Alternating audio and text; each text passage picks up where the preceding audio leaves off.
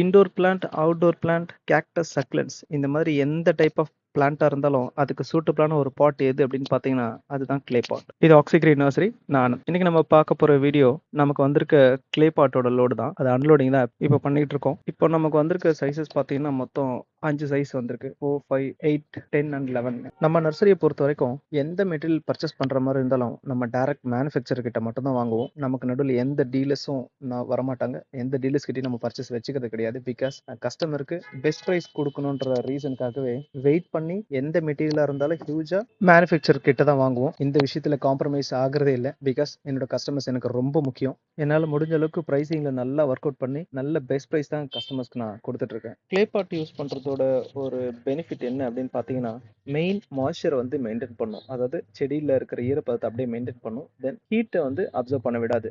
Plant over heat ஆகாமல் control பண்ணிக்கும். அதோட நம்மளோட அட்மாஸ்பியருக்கு ரொம்ப நல்லது. தென் வேரோட வளர்ச்சி, அந்த பிளான்ட்டோட வேர் வளர்ச்சிக்கு ரொம்ப பக்காவான ஒரு மெட்டீரியல் எதுன்னு பார்த்தீங்கன்னா கிளே மெட்டீரியல் தான். இந்த கிளே பாட்ஸ் பற்றின இன்னும் நிறைய டீட்டெயில்ஸ்க்கு டிஸ்கிரிப்ஷனில் இருக்க நம்பருக்கு கால் பண்ணுங்க. சேனலை சப்போர்ட் பண்ணுங்க. தேங்க்யூ ஃபார் வாட்சிங்.